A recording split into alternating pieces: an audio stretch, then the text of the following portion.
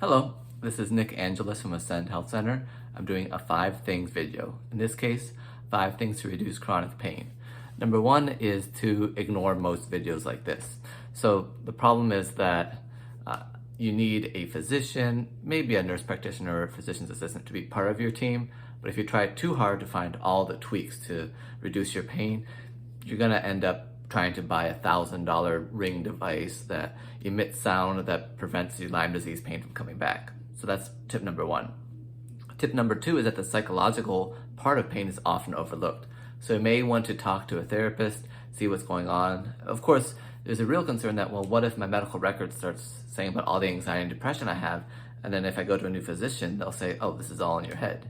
Well, you can always look at self-pay therapists or different ways so that what you've done with one practitioner isn't going to show up in another one's records. Now that can be challenging because my first tip was that you should get this whole team together, and if some of the team doesn't know what other parts of the team are doing, you could be in for some trouble. But just some advice that you really should look at the mental health side of pain.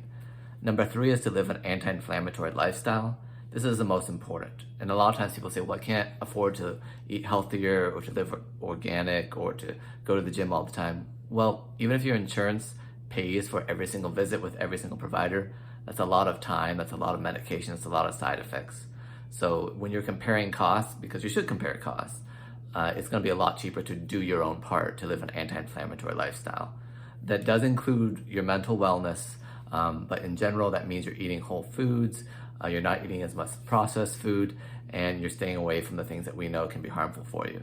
Now, some of this is controversial, like, well, what about, like, we all know you shouldn't drink pesticide, but what if your neighbor uses fertilizer? Or what if you don't eat organic eggs?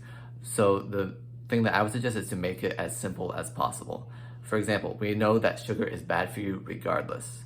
So that's an easy one. You don't have to get into controversies because you'll just use us as excuses, at least I do, to not do what's healthier for you. Number 4 is movement.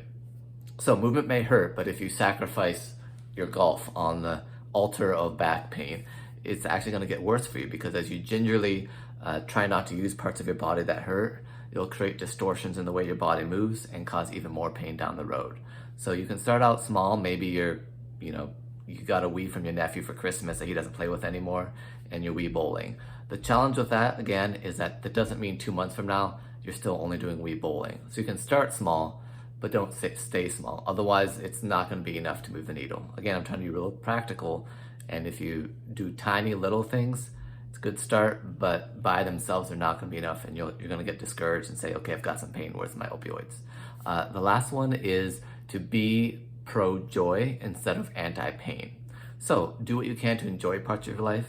For example, at Ascend Health Center, we'll often be very practical. Oh, you've got a wedding coming up. Absolutely, let's get you in for a ketamine treatment, let you enjoy every aspect of that weekend away, and then you can go back to your life and you don't have to come, because even though sometimes we think of it as, how can I be pain-free? A more practical approach is, okay, what are the things in my life that's really gonna affect the quality of my life if I can't enjoy my grandchild's birthday party, if I can't go on vacation? So let's focus on those things first, and then maybe it's sustainable to say, okay, I don't want chronic pain throughout my life, but let's start out with what's most important, the moments that it will really cause you to suffer physically or mentally if you just can't do it because of your health, and then we can go on from there. So this is Nick Angelis with my 5 things.